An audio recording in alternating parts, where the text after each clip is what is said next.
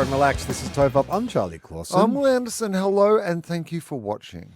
And this is part two of our mailbag. We had a big break in the middle of the year, and we let the mailbag fill up. So we're slowly making our way through your correspondence. We're in the month of June. Okay. What was happening in June? It was a simpler time. It was a simpler time. It was the previous financial year. I don't know what was happening in June. We did Gruen. It was the end of Gruen. I reckon we finished that in June or July this year. I reckon that was like the end of June. I can't really remember anything that happened in June. I know, it's hard. What was it? It was winter. Yeah. Donald Trump said something crazy. Yeah, but oh yeah.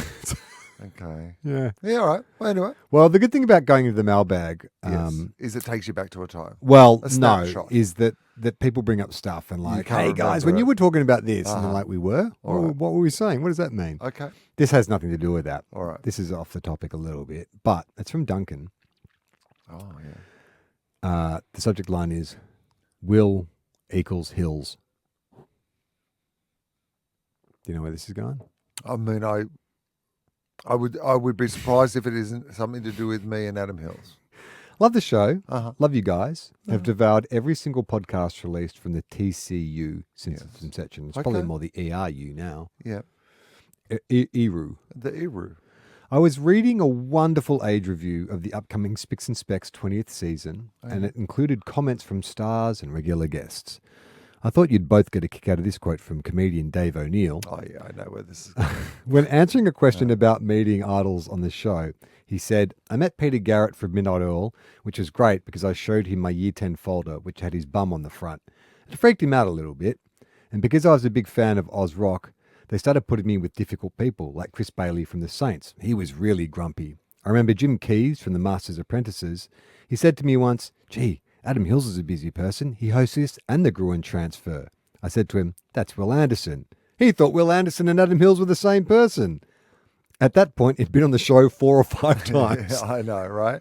I mean, I think I told you once that I had a driver drive me from the Northern Rivers to the Gold Coast. So it was like a good hour drive where at one stage he asked me how I managed to do Gruen and then get over to London for the last leg and then back to Australia to do Gruen. And I was like, what is going on? It's strange, isn't it? Like it's such a persistent, because it's not like as you guys have gotten older, your careers have paralleled. Like you've gone on to do quite different things. I mean, here's what I know about the world is that people just get an idea. People don't pay much attention to anything that is outside their specific, range of interests. And the idea that there is some sort of ubiquitous culture and generationally it moves by so quickly, but also like what happens quite a lot of the time is we have a very male, centered focus on what our popular culture references are or what it is that we've been passionate about. And so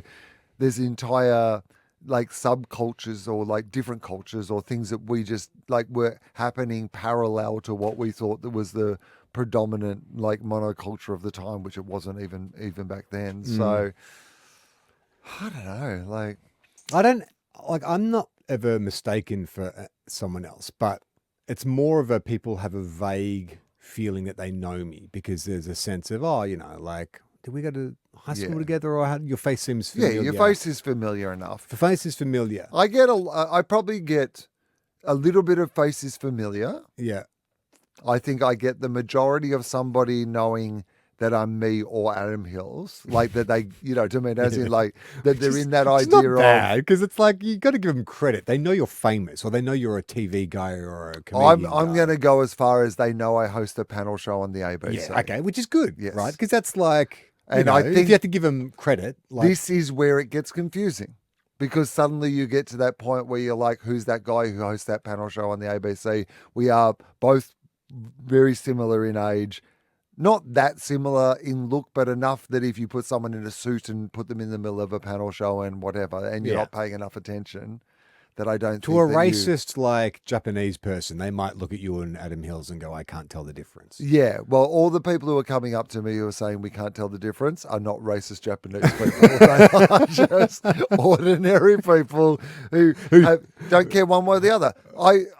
It's interesting to me as a like, I mean, and this is probably thinking about it too much, but you know what I'm like. I like to think about things too much, which is I often reflect on that I actually think it's been really great for me in regard to like being humbling in the sense of you can never get like, because if you are just being recognized for being you all the time, like, and I do get recognized a lot, like people will at least recognize you. I can imagine if it was to only be you, that would feed your ego in a way that mine is 1 in 3 times pricked by somebody thinking I was somebody else in that moment, right? Yeah, Like, so you can't actually get that boost of ego that you might have thought that you might have got in that. And secondly, because I, in particular, and I think probably out of Adam and I've found it funnier and probably embraced telling stories around it more. And because every time it happens, I just think it makes me laugh. Like I have no, like, It doesn't annoy you. doesn't annoy me in any way. I find it fun, and I've even come up with ways to honor like moments where people clearly have they want to say something to him that's like, really nice and whatever.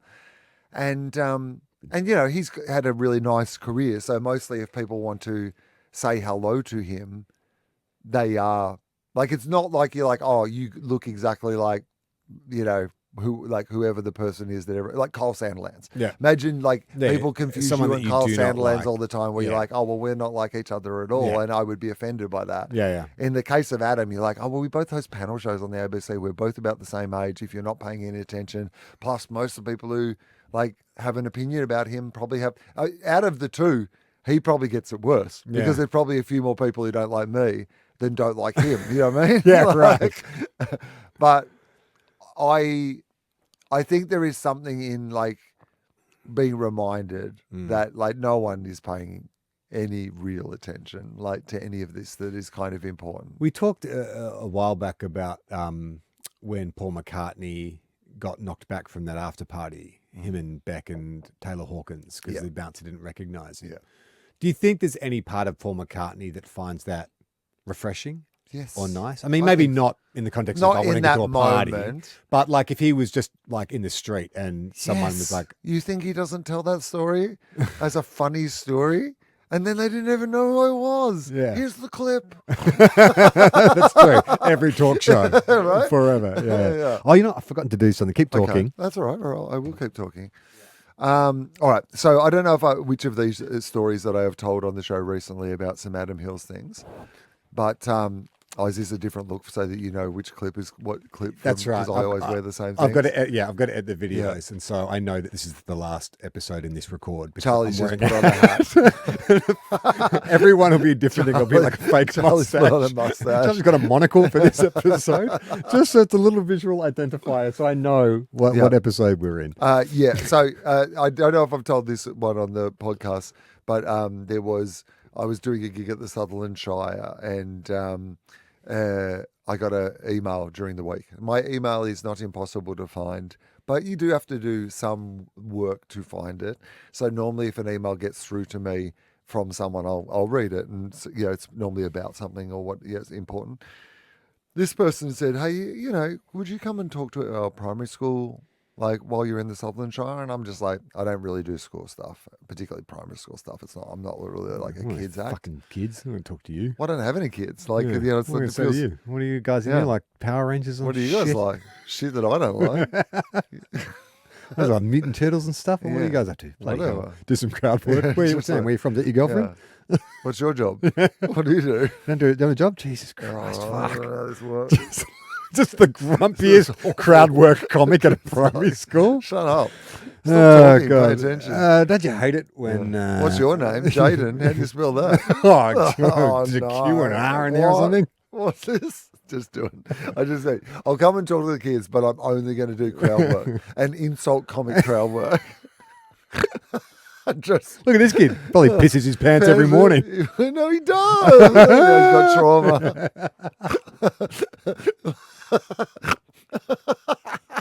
I quite like that idea of an insult crowd work comic who only does primary schools. Just primary schools. Just like, because these days it's the sort of thing where you're like, I mean, again, I know nothing about this, but it's like, schools, there's no more bullies at schools and, Yeah. blah, blah, blah, blah. Kids are too right? soft. Yeah. So imagine if just to combat that, once per month, they bring in an insult comic to do crowd roast. work and just roast the kids in this like safe environment. And so just so they get a little bit of like bullying in the hands of a professional. Yeah. Like entertainment bullying. Yeah, and there's got to you be know? written jokes. Like, Yeah. it can't just be like insults. It's No, got to be and gags. it's But he's got to be- get some but it's research got to on be the based kids. on something. Yeah, right. Little Tommy's scared of the Yeah. dark. Yeah.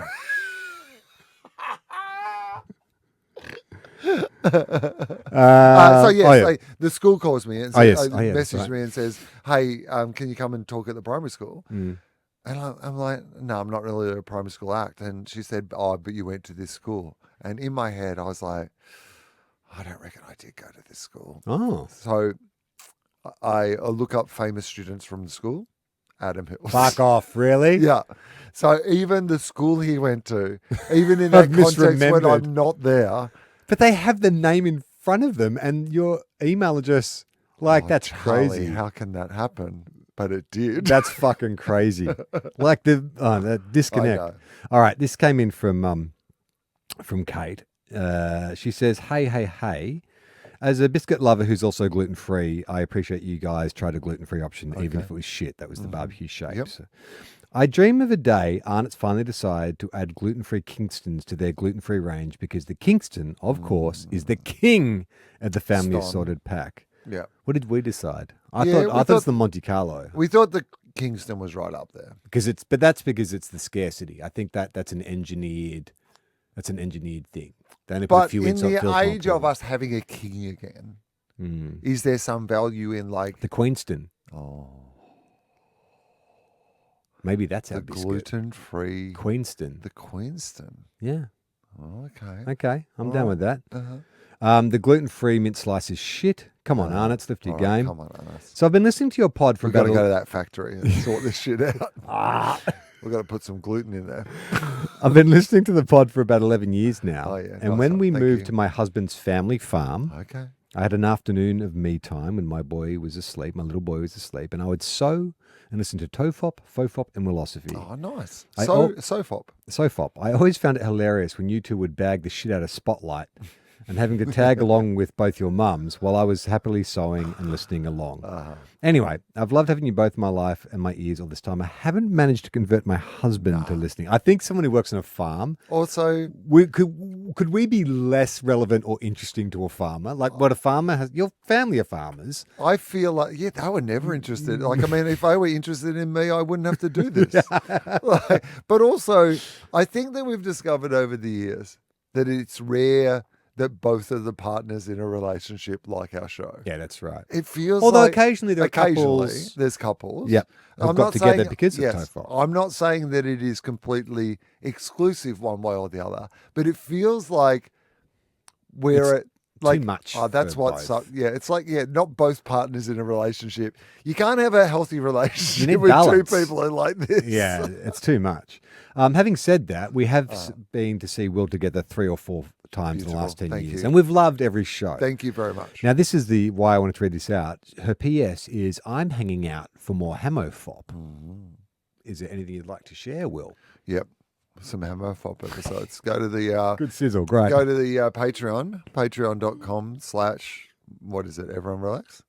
Yes, Patreon / Everyone Relax. HamoFop's coming out on exclusive to Patreon Exclusive to Patreon. Yeah. soon. I mean, yes. When? We're going to put some up. Now. They're now. now. They're there now. Shit. Yeah. What are you talking about, Sizzle? This is a plug. There's a They're plug. there now. Right now, if you go to the Patreon, there are HamoFops. For you to enjoy. Yeah. Soak them all Brand up. new HamoFops. Yes. She follows up by saying, I'm a medical receptionist, so I'm vaguely associated with keeping people living. Oh, yeah. No, I'm Yeah, happy you know, with it's that. part of Yeah, the no. healthcare professional. You need a receptionist. Yeah, for sure. Frontline. You're on the front line. She says, I'm also a patron, but I can't for the life of me find the Patreon email address. So that's fine. You can send it in, Reg. And by the way, if you want to send us a mail, you can. You can go to everyonerelax.co and there's a little contact form, or old school, email tofop@gmail.com. Moving right along, Will, we have some more mail. We have Okay. so much fucking Let's mail. get- So let's we're get- in the month of let's go. June. We're Yep. still in the month of Let's June. get into June. Okay. This is from Amy. Amy. Guys, I thought I'd drop you a line after listening to your Hague chocolate episode and your idea about a TV series. This is when I talk about shit what you talk about. Apparently we came up with a TV series exploring chocolate factories around the world. Oh. I think it could be done. In fact, it's already been done for cheese. No, for cheese. Oh, okay. There's a TV show called Cheese Slices where host Will travels and visits dairies and cheesemakers all over the world. The episodes show the cheese-making process. They go through a bit of the history of the cheese and the region and its form. And usually ends with the host trying that episode's cheese in a local traditional recipe of some sort. And we could do that of chocolate factories. So you're saying a similar show like that about chocolate. I mean... Yeah, I think that's good because every country has their own kind of chocolate, right? Like the best Belgian, Scandinavian. I mean, we don't have to go to every country. Not every country, but regions. Yeah. And in fact, we will do that, Hagues. Yeah. We're going to do it. We're going to go try other chocolate. Unless Hagues. you come on board as a sponsor and keep us in Australia. That's right. We've got such a dysfunctional imaginary relationship with really, people who are not really. We're talking to the voices in our head more than the executives at Hagues, but... you might remember, Will, we had an episode about headphones. You complained that Mike and our very generous gift to you for your 50th was a pair of I feel like my generous gift to you was not complaining immediately and sitting on that for a good 18 months before I finally confessed that I could live with it no longer. Well, Nick says, listening to your headphone old man ear issue episode, I felt as a middle-aged man, I need to recommend this. Bone conductor headphones. Oh, yeah. Okay. Okay. So they don't go in over your ears. At rather university, they called me the bone conductor. Headphone? That's weird. The bone conductor. It's like a sequel to the Bone Collector, I believe. That's right. They don't go you in... take the bones and you use them to conduct music. Fred Flintstone.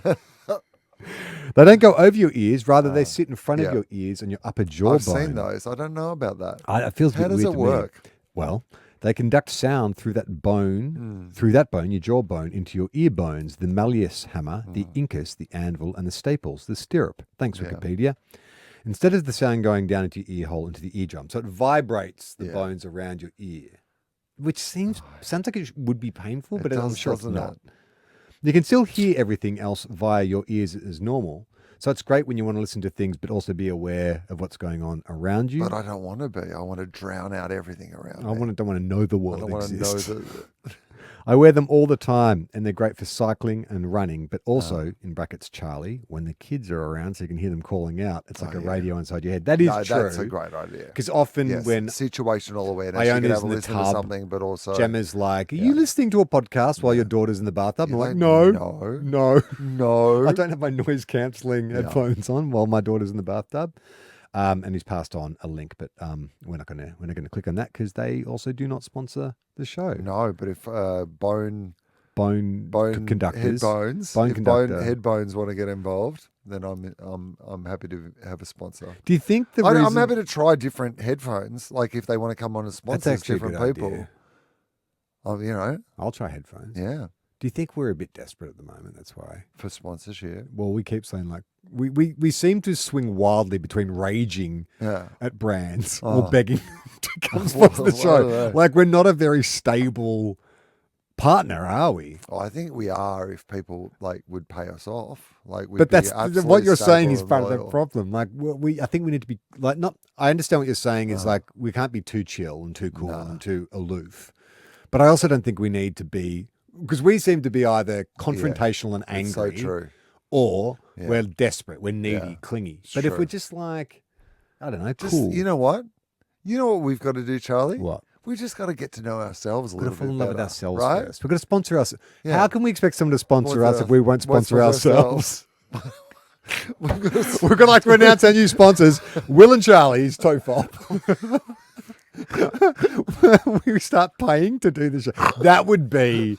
the most TOFOP thing in the world. The thing of all time is you and I pay each other to do the show. Yeah, that's right. I pay you and you pay me. That's so sad because I could see it happening. All right. This is from Adam. Are we paying each other the same or are we negotiating? Well, I think your earning capacity is higher than you should probably pay me more. But then you bring a higher level of skill and experience, so I should pay you more. Yeah.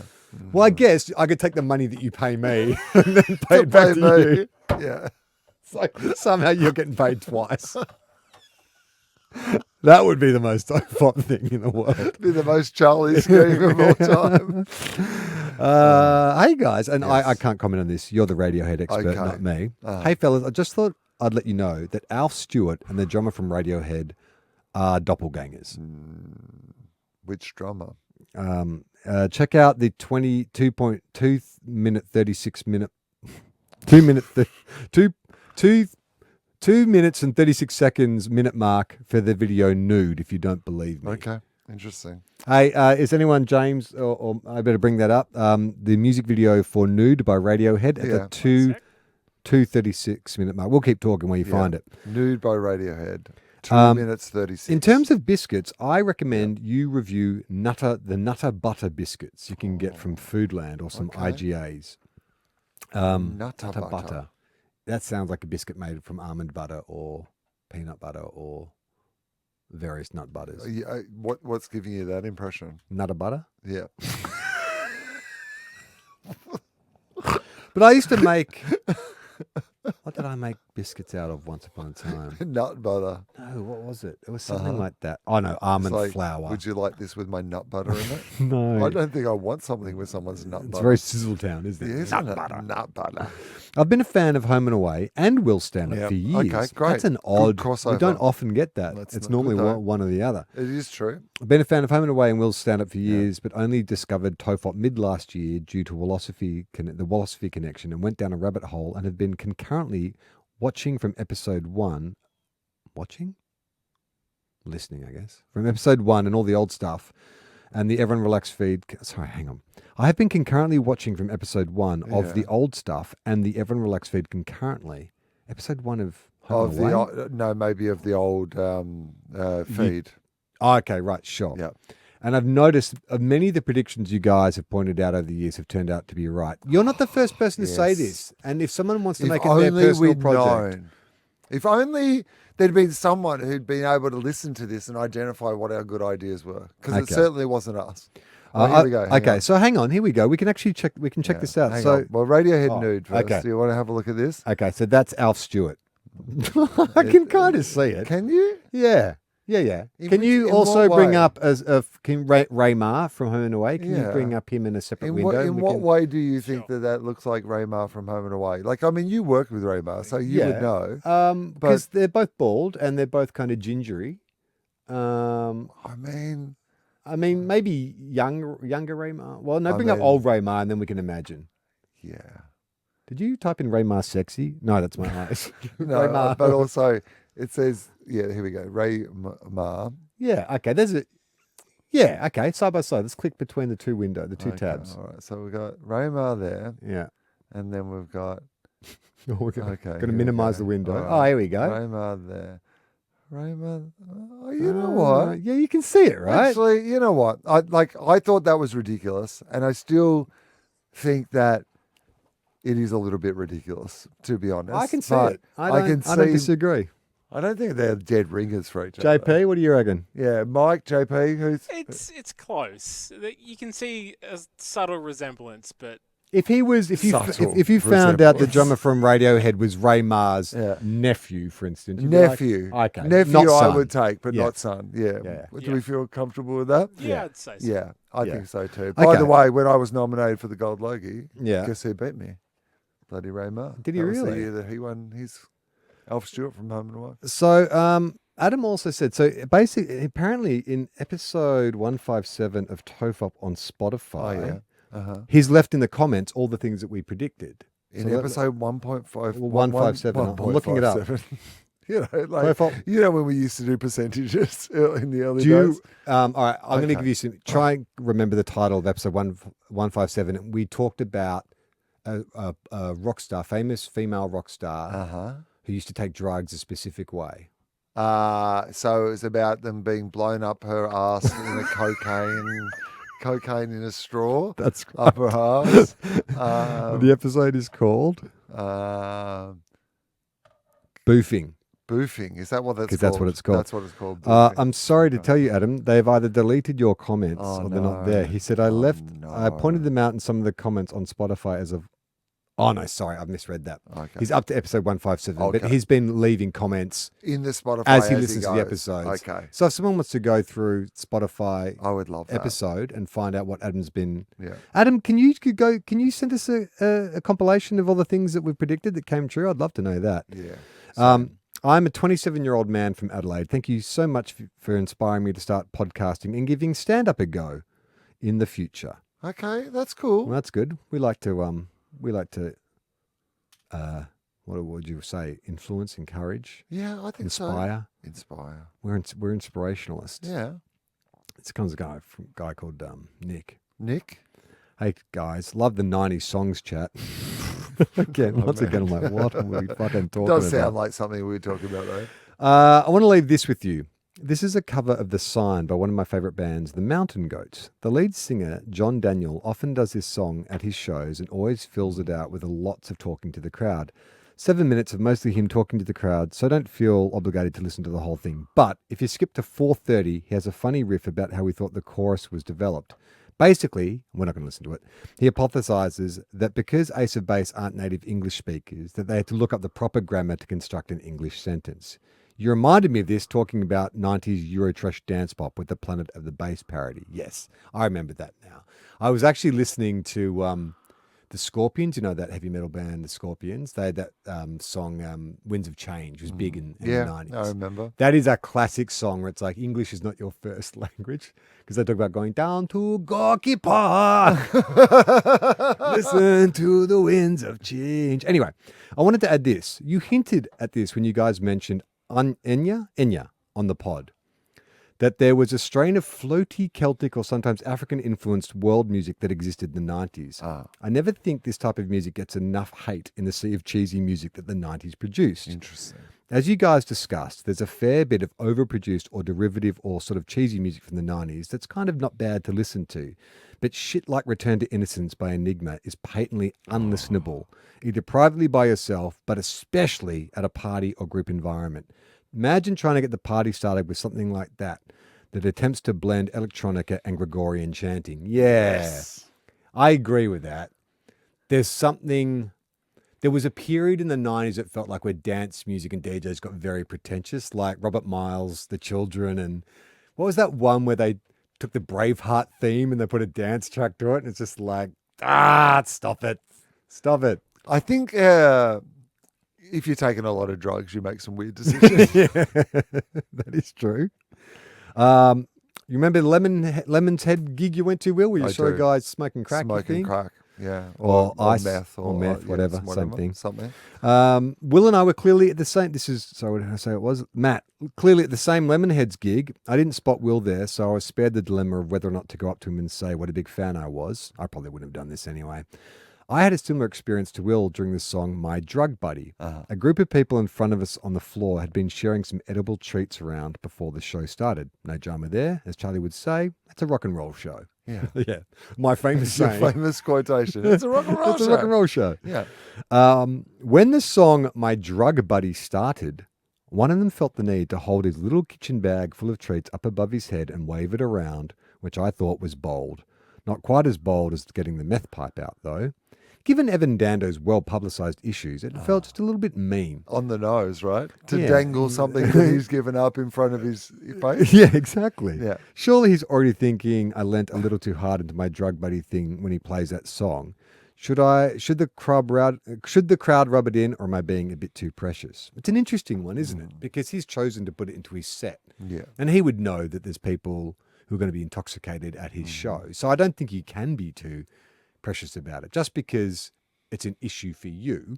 Like, what's the joke you used to have? I don't have a drug problem, I have a boring people problem.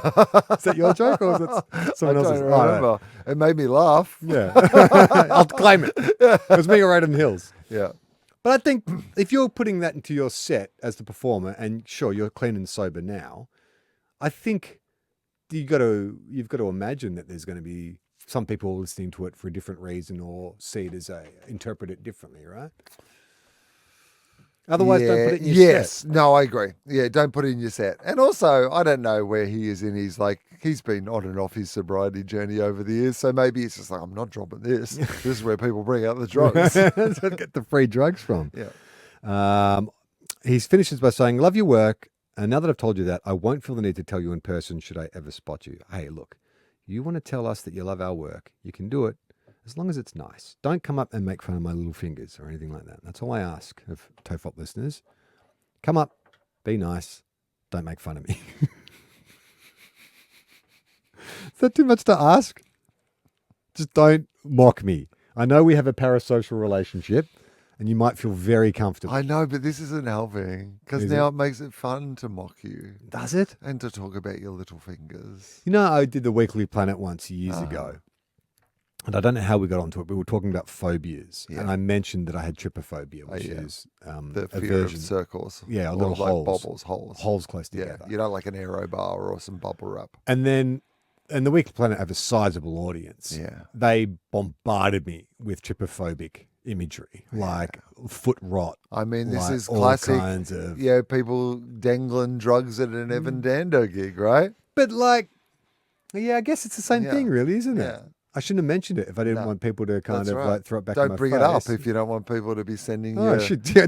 I quickly was hoisted on my own petard very fast, wasn't I? Wow. I really. I can't, my head's spinning a little bit about how quickly that came back to bite me.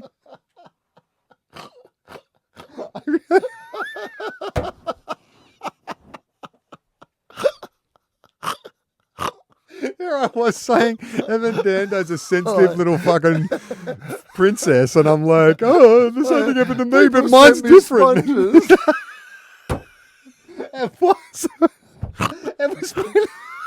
It was mainly photographs of sponges and fruit. It scared me. Comic book nerds sent me pictures of fruit. It was really upsetting. All right, okay. Oh boy. Oh boy. This is from Holden. Lads, as a long-time listener since episode 1 All right, welcome. and your stingiest Patreon subscriber, hey, all are welcome at you know what? Patreon. You can just sign up for Better little- a stingy Patreon subscriber than a person who doesn't subscribe. If we had twice as many people, On the stingiest of all levels. would be great. That'd be great. Would be great. I've always loved that there's no ads on TOFOP. I couldn't help but feel a bit sad. We haven't loved that as much though, because like we'd like some money. Yeah, I felt sad thinking that you are so unpopular. No, we are. But but not adver- even though. That's the problem. We are actually quite popular. We're very popular, but I but think not with it's- advertising. Yeah, it's hard to. We're Is it hard. our desperation or our lack of or desperation? our rage. It's like it's our bipolar attitude towards It's potential our sponsors. inconsistency of product. Yes. Not of like regularity, but like that people What just is can't. it? What is this? How do we package it? It's human. Yeah, man. It's the most human of all things. So if you've got a product that humans need or use, then this is the perfect That's a place good to point. advertise that. What because would it's the be- most human of all podcasts? If we could have any product, Yeah. what would align with us? What is the most human of all products? Toilet paper, Toilet paper. because everyone, Everyone shits. well, Everyone shit. relaxative.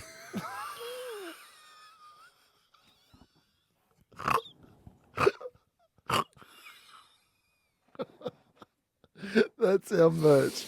The everyone relaxative. I think we're finally older. at it. We're older guys now, Yeah. right? It's And, nice like and- people want to be regular. Everyone's putting out a protein shake. Yeah. But what if we put out Yeah. our own version of like a Metamucil for our audience? We have a developed our own special specific- offer for our regular listeners to keep themselves regular. Yeah, exactly. Everyone relaxative.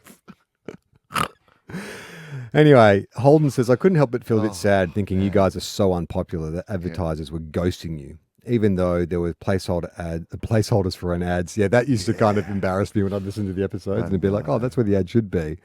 It was sad hearing the placeholder fade out to a moment of silence and then fading back in like a dramatic soap opera.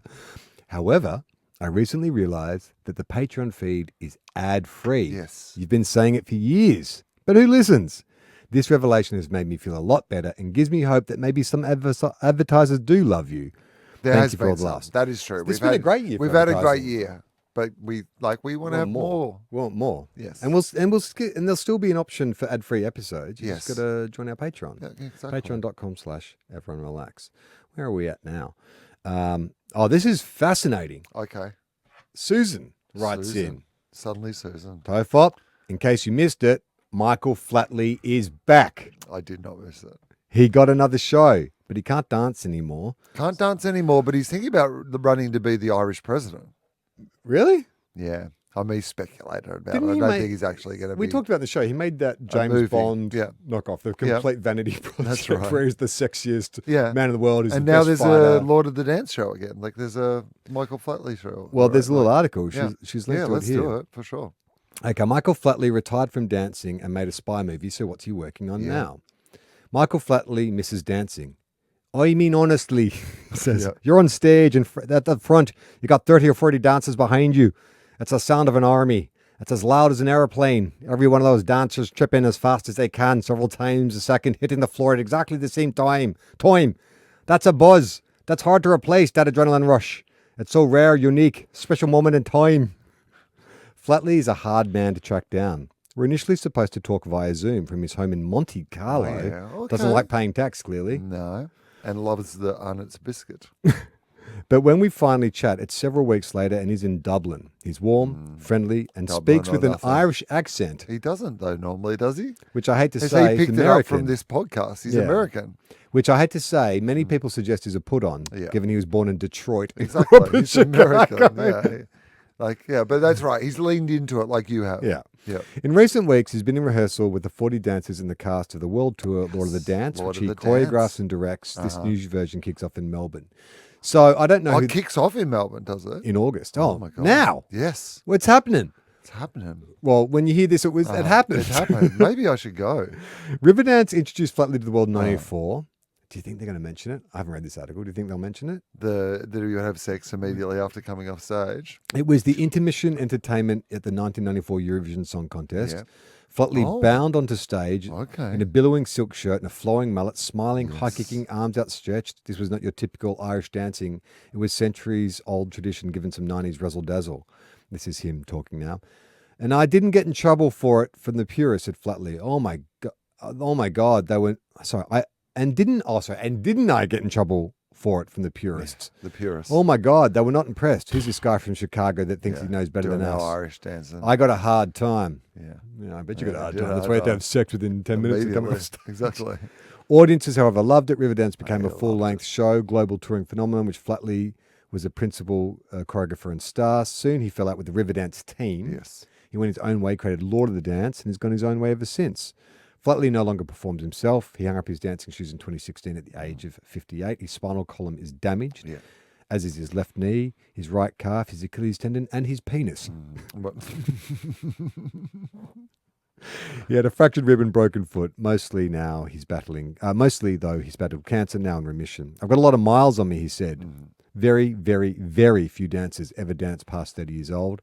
I didn't actually get my start in business till I was 35. I miss it to this day. I miss coming on stage and at the end, coming off stage. seeing thousands of people standing up and screaming and clapping for the show. And then what about after that, A couple Mike? of people laying down and screaming after the show. His focus has shifted from dancer to impresario, mentor, and entrepreneur. He describes his cast as dancelets.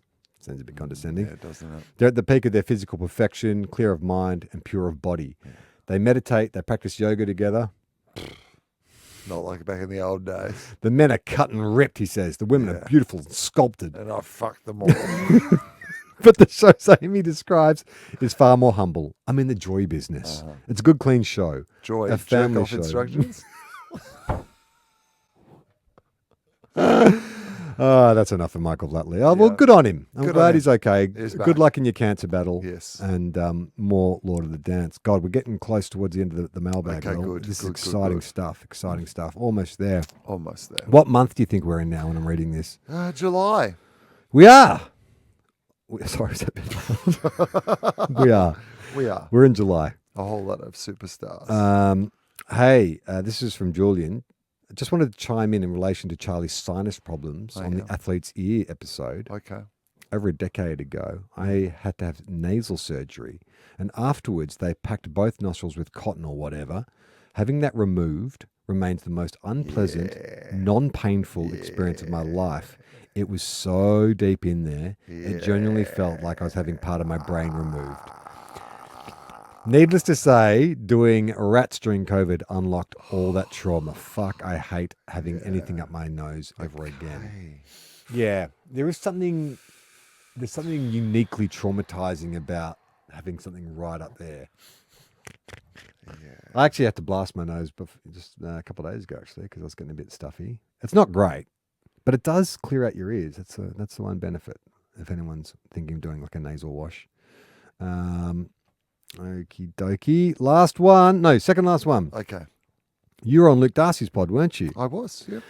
Just want to say, hope you're enjoying your well-deserved break, but I also want to say how much I enjoyed seeing Will chatting with Luke Darcy. So much of Will's story is peppered about your podcast and intermixed with all the other things. It's nice to be able to hear it all in one full conversation, not as a response to other bits of conversation. I have a much better understanding of why you, Will, haven't had your hips replaced yet.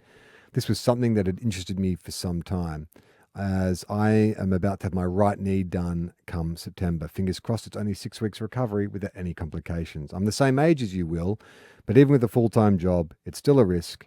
Kids, family, mortgage, etc. But then so is not doing it. Thank you again for the episode and for being so open in discussions with Luke. I really appreciate it. That's a great episode, and that is actually in our feed. If you want to go back a few weeks, you'll find that conversation in the Everyone Relax feed. He's a good guy, Luke Darcy, isn't he? I've known Luke for, a long time now, like nearly 30 years. So it's like one of the most incredible things is his son is now like one of the best players in the AFL.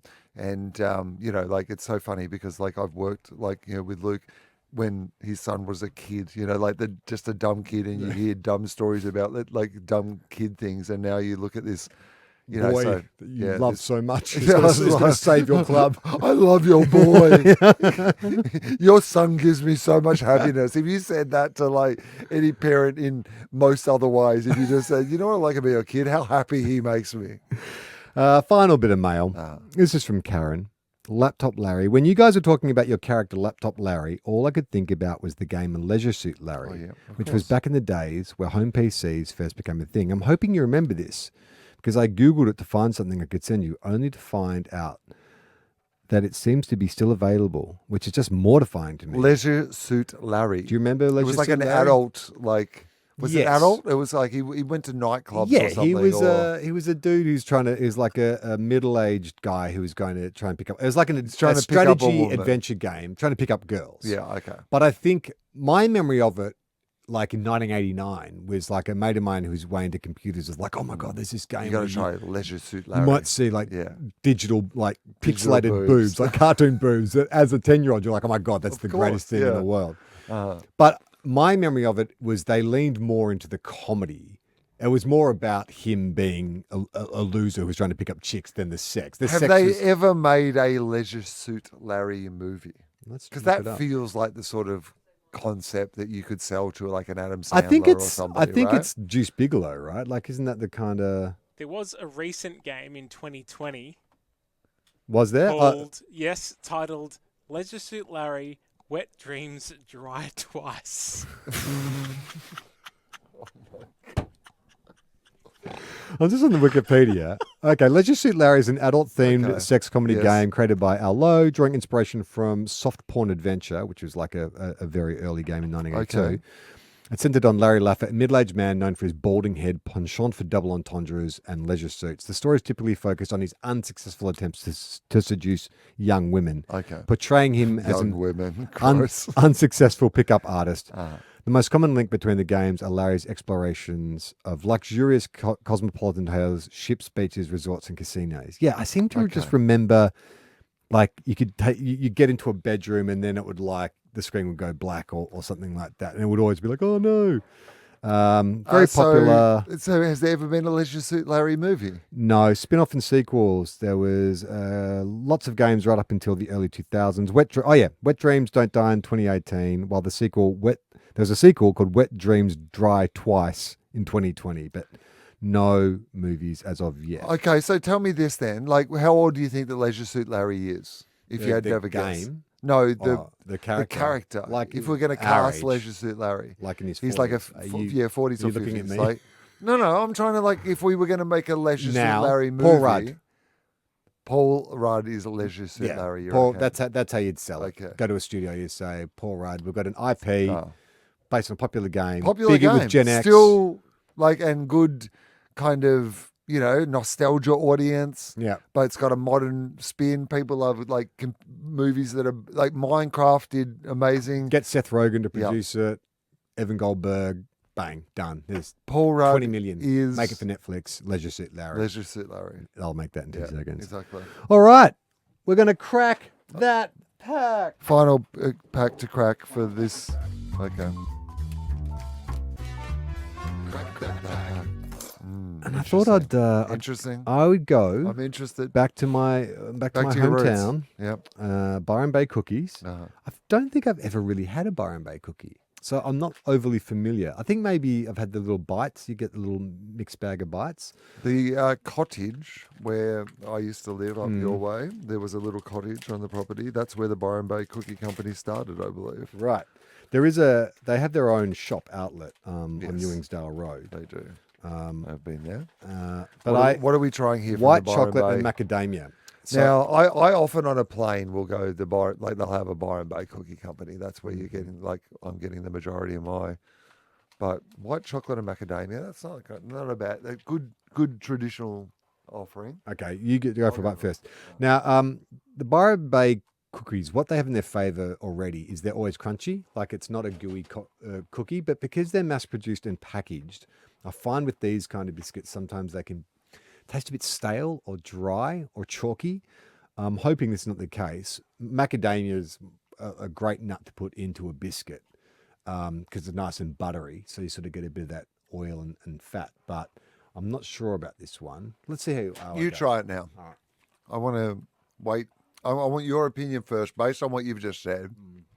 I'm going to get Charlie to give his opinion first here today, and then I will give my follow-up opinion. I think I've had this biscuit before. I haven't revisited it for a very long time. There's a couple of things that feel a bit different to me from last time I had one of them, so I'm going to get your reaction first, Charlie. It's fine. I'm not overly impressed. I think it's slightly better than an Arnott's type biscuit. Yep. The macadamia and the chocolate taste nice. It's just the biscuit's a bit whatever. The biscuit is what you were saying. It's a little bit chalky and a little bit because I think of that mass-produced element of Dried out. it gets a little dried out. The flavor's actually really nice. Yeah. Like, The but it chocolate has and the macadamia's has a bit of a weird aftertaste, I think.